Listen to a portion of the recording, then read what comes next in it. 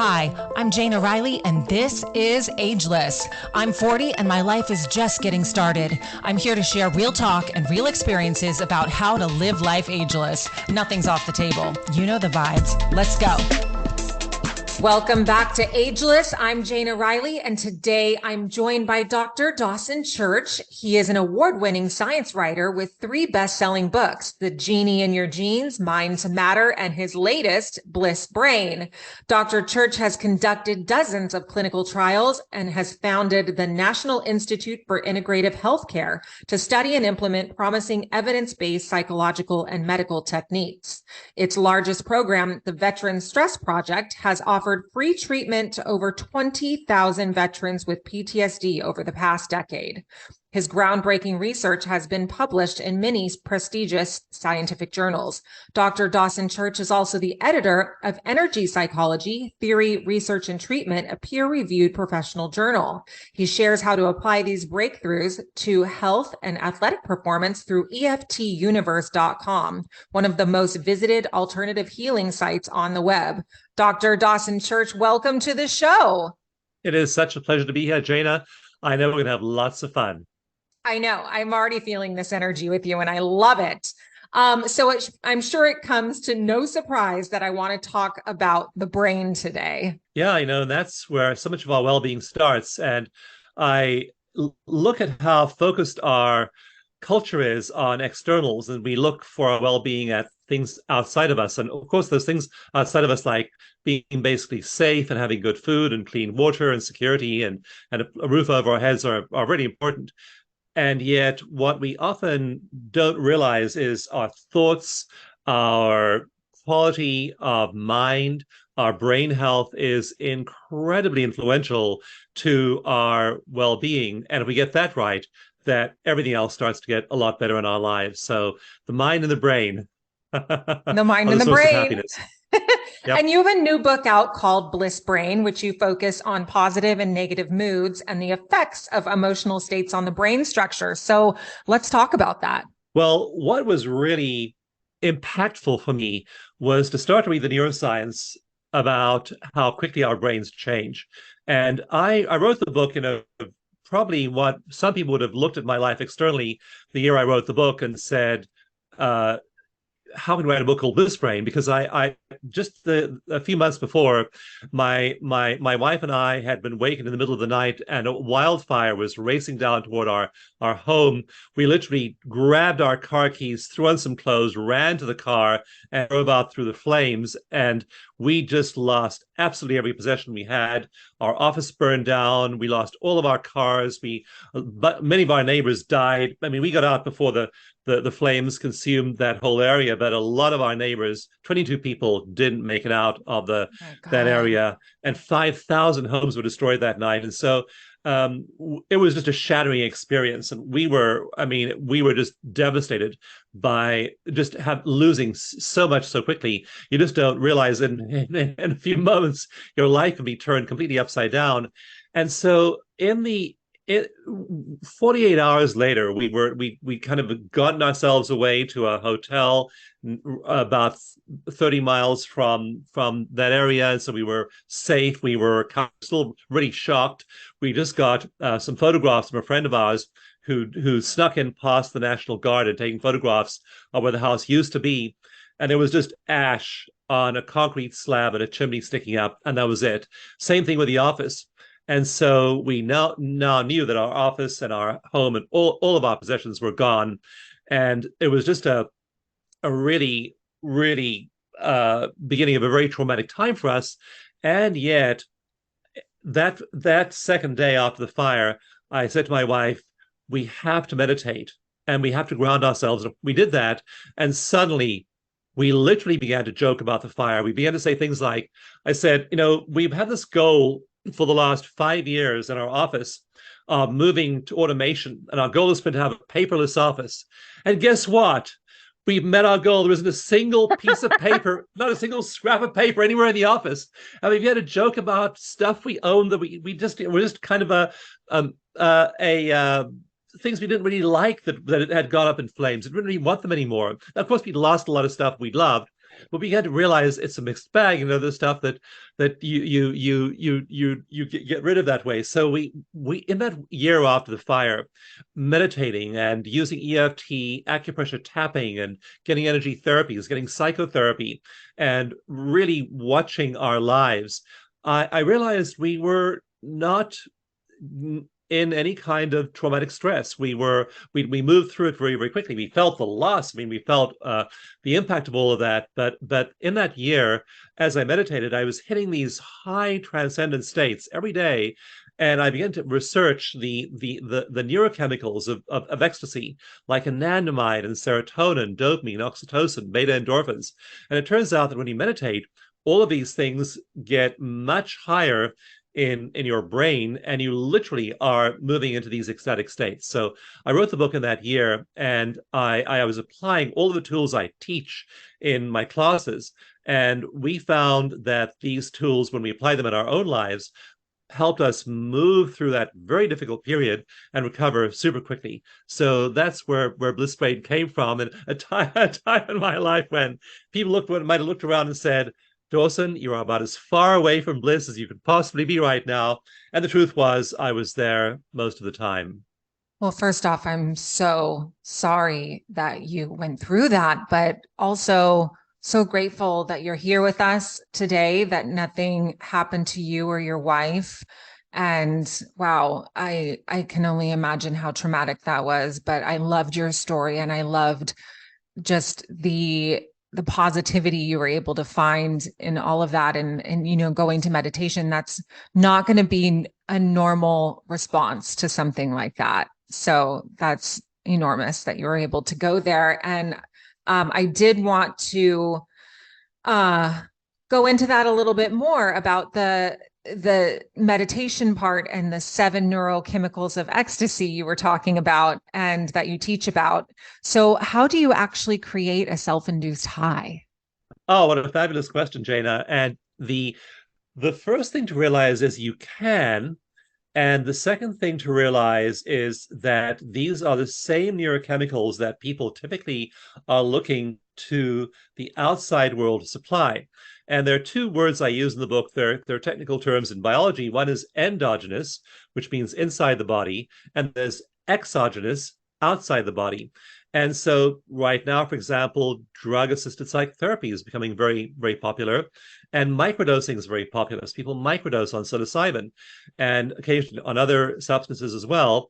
What we don't realize is that psilocybin only has an effect on the brain and makes us feel euphoric because it mimics the effect of an endogenous substance in our own bodies, serotonin. And in fact, psilocybin, the molecule from magic mushrooms, docks with the same receptor sites in our brain as our body's own endogenous serotonin. Dopamine, cocaine, and heroin. Other substances like THC from marijuana, anandamide. So we have this pharmacopoeia in our brains with all of these substances. Most people just don't know how to unlock them consciously. Occasionally, we may enter a flow state or have a really ecstatic life experience. We feel a sense of bliss and flow and transcendence. But with the right kinds of meditation, what we're finding now in neuroscience is that we can trigger the release of these hormones and neurotransmitters. Dopamine, if you meditate effectively, and again, there's a lot of ineffective meditation, but there are a few styles of meditation that are very effective. If you meditate effectively, dopamine goes up 65% in your brain. Serotonin can rise dramatically. Oxytocin can go up a lot.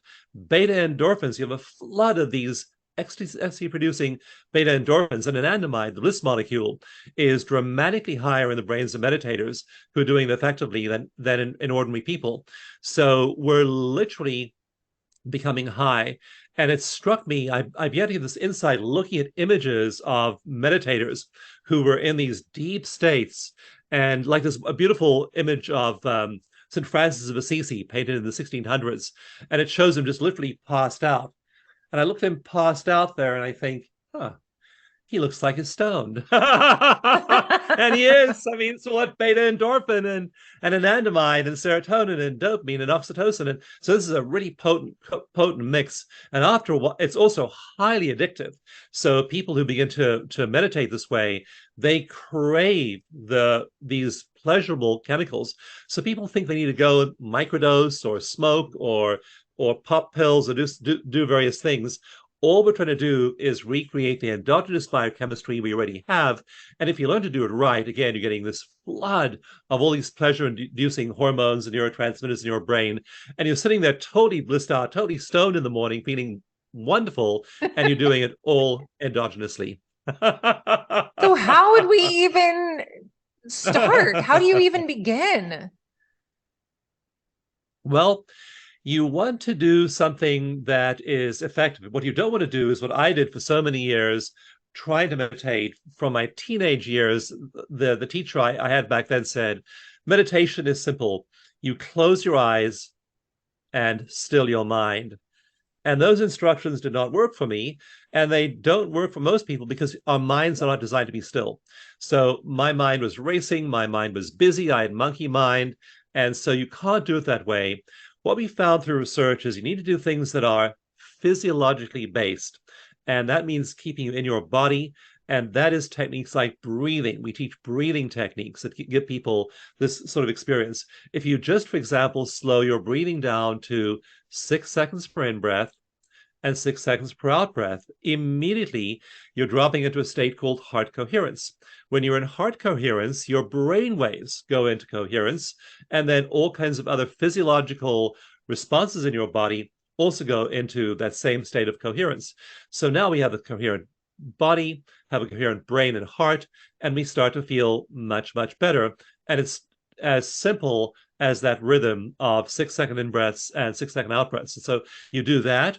I then have people stack different techniques on top of the other. We do some self-hypnosis, we do some mindfulness, we do some acupressure, and you add in all of these physiological cues, and you're telling your body through them to go into this deeply relaxed state where you're also very, very alert. You aren't spaced out. You're there, but you're really relaxed.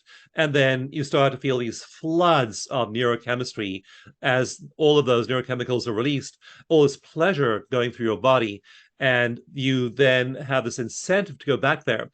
We find that people who do this don't need to set an alarm after a few weeks. They don't need to encourage themselves to meditate. They don't drop off their meditation practice simply because it's so pleasurable. You wake up in the morning, it's the first thing you want to do. You are as addicted as any heroin addict. Love that analogy. I actually have a spiritual practice that I do. I look forward to it every single morning, but I've been terrible about meditating. I haven't been able to find the right fit for me. And I would be the one that's setting my alarm. So I'll have to re-listen to this podcast and take some notes from you just to come up with a plan. Because I love the idea of naturally going to a place of ecstasy without having to take in any substance. Yeah. And it's just remarkable that we can go to those ecstatic states without taking any external substance. And what we then do, I talked to an old Cherokee medicine woman who actually guides people on plant medicine journeys. And I asked her about this question. I mean, we can just smoke something or have an exogenous substance and feel so good. And she said, yeah, well, I lead people on these journeys. We do just that. But it just takes them to that place for a while with that exogenous stimulus, and then they drop out again. You need to learn to take yourself in there at will. And she said, the only reason for these plant journeys I lead people on is to show them that there's a there's a place of ecstasy there. After that, it's up to them to learn to get there themselves. But I developed a meditation method called eco meditation, ECO, eco meditation, many, many years ago. And it's, again, simply a set of evidence-based physiological cues. And we've now had millions of people all over the world start doing it spontaneously. And they do it because, again, it's so easy. It's just the breathing. It's a few other physical cues you give your body to move into the state. And suddenly you're in this really deep but relaxed state. and then you're unlocking that flood of neurochemistry in your brain easily. And so we have people do this, and again, after a few times, they get hooked and they want to do it more. So it's not that hard as long as you do it right. If you try and do it the way I first learned to do meditation, close your eyes and still your mind. The research shows that most people crash and burn. They can't still their mind. I can't. I've been meditating 50 years. I still can't still my mind. So our minds are just naturally jumpy. They pay attention to the outside world. That's what they're designed to do. That's what kept our ancestors safe. So you don't want to try and pull against your biology. You want to move with your biology, make your biology work with you to achieve those elevated states. I think my favorite thing that you shared was there is a there. There is a there. I loved that. And, you know, some of us just need to be guided there. And I'm one of those people. I agree with you. That's the way that I learned how to meditate. In fact, somebody said to me once, just pretend like you have a waste basket, like on your computer, just a little icon in your brain. So every time you have a thought, throw it in that trash can. And that works for me for a little bit, but I can't stay there. It's not something that I'm able to do well. So I'm looking forward to trying your eco method. Yeah, we also recommend self-love because I meditated this morning, and my mind wandered after a while. Then I brought myself back, then it wandered again. Then I brought myself back, and it wandered again. And what I could have been saying to myself was, Dawson, you fraud, you fake. Here you are, a meditation teacher, and your mind's wandering hundreds of times in an hour. And so you can get all self-critical and say, oh, what a bad meditation I am, what a bad meditation that was. And if you're full of self-love, you just say, I love and accept myself just the way I am. So just having that sense of love and compassion for yourself is really powerful. Buddhism teaches compassion, and we focus on compassion for others. We have compassion on ourselves. And when we do that, then all of that psychological tension between trying to make yourself do something and trying to shape up and be a better meditator, that just all goes away. You just forgive yourself, you accept things the way they are. And that paradoxically breaks that energy dance of trying to make yourself do things and liberates that energy for elevated states. And I got to tell you, these states are amazing.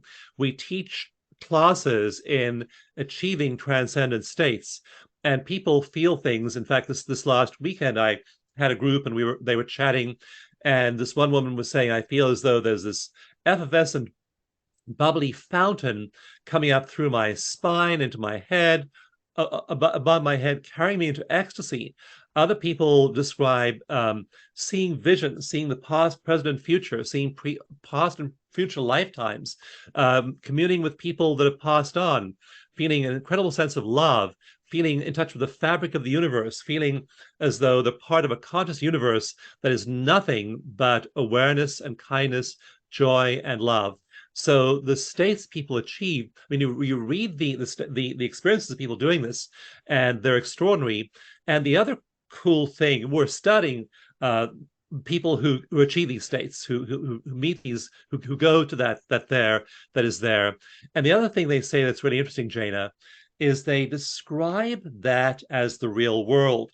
Once they come back, so they have the hero's journey of Joseph Campbell, or the shamanic journey into another realm that they're doing meditation. Then they come back and they wake up, and they're the mother, and they're dealing with their children and getting the kids to school, and or they're maybe they're older, and maybe they're elderly parents. They're dealing with their parents, or they're dealing with difficult things at work. But they come back to their everyday life, and then they describe their life, their everyday reality, their body, their circumstances, all the other people in their lives, everything they deal with. They describe that as a world, as a reality that is a mirage. The real world for them is the there they went to. When you hit those transcendent states, they are so real, they are more real than what we think of as ordinary reality. And so when they hit those states and experience those states, to that they then understand that is the literal fabric of consciousness out of which all things in the material world arise. And they're no longer that bothered. I mean, they may get sick, they may experience financial struggles, they may, like me, experience a lot of losses of physical things, but you know that that inner reality is there, that transcendent reality of the all that is always present. And sure, your house burns down, or you get divorced, or you lose your money, or whatever goes on, and you realize that isn't the ultimate reality. You're living in meditation, you're living in the ultimate reality every day. That's what's really real. And all the stuff on the outside is just something else we're doing. It's interesting. We give our best to our outer lives, but they aren't who we are. Wow, you really put it down. You really put it down right there. I just loved everything that you said and shared, and just going to just knowing that we can go inward and find that holy place is magical. So I guess I kind of want to talk about the contrast of all of this, and what happens to the brain when you're under stress or adrenaline, sadness. What's the brain science there? People are far more stressed than they need to be, and it produces big shifts in all kinds of different aspects of brain physiology and anatomy. And so when you are stressed, the emotional brain is highly active. And the emotional brain is useful. Fear is what kept our ancestors alive. If they hadn't been afraid of the potential threats in their environment, they would have died out. So it's fear that keeps us alive. In my book, The Genie in Your Genes, I begin the book with an imaginary scenario 500,000 years ago, really early humans, two women walking from the village to the well every day to gather water. And I just have you imagine these two ancestors of yours. And so I call the book, I call them Hug and Gug. And Hug is really a happy girl. She is just always got something cheerful to say, smile on her face, sees the bright side of life. Gug is a curmudgeon. She's miserable. She's paranoid. She's always looking for the wrong in everybody and the flaw in every plan. And she's not very popular as a result in the village because she just is a downer to be around, whereas Hug is a really joyful being. So one day they're walking down from the village to the river to get water in gourds like they do every day. And that particular day, there is a hungry tiger in the grass. And they are walking past this place where the tiger is lying there, ready to pounce. And Gug, who's fearful and suspicious, sees the tiger first and drops her gourd of water and runs. Hug, who's all happy, sees the tiger a second later and is the one that gets eaten. So evolution has selected us for misery and paranoia for hundreds of thousands of years. So today we can be in a totally safe environment. We can be sitting in a beautiful home with all the food available to eat. There are no predators attacking us. We're reasonably secure in terms of temperature and warmth and other forms of physical well-being. And we can just drive ourselves nuts with worry. We can drive our cortisol sky high. That's what the brain is designed to do. And that's what you can shift with meditation. So when you meditate, when you do energy therapies, there are various things you can do to interrupt that pattern. The brain's, that emotional brain, that fear-based brain, if you do these things, it quietens down. The amygdala in Tibetan monks have been meditating for 10,000 hours. The amygdala, which is sometimes called the fire alarm of the brain, because it sends the signal down through the body to activate all the stress organs down into the torso. The amygdala in those Tibetan monks begins to atrophy because they just aren't using the emotional part of the brain that much. What lights up in the brains of people who are meditating is what I call in my book, Bliss Brain, I call it the enlightenment circuit.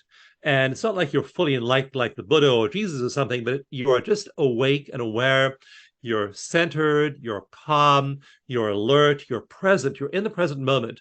And so there are these two parts of the brain, this caveman brain that Gug was served her so well. There's also the enlightenment circuit. And you can learn through practice to shut down that caveman brain part of the brain and then dial up the activity of the enlightenment network. And suddenly you start to feel way, way, way better. Do that for 6 months, do it for a year.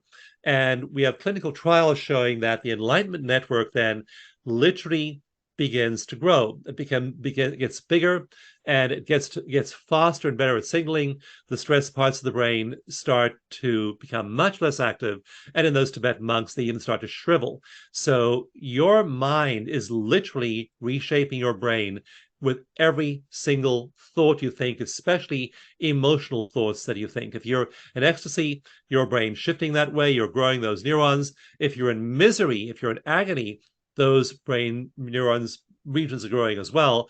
And the choice is entirely up to how you use your mind. That is so interesting. I'm blown away by all of this. It's so amazing. Our brains are so massively, just so powerful. Um, but I just want to sidestep real quick. Tell us more about the Veteran Stress Project. Yeah, the Veteran Stress Project is a nonprofit I started in 2007.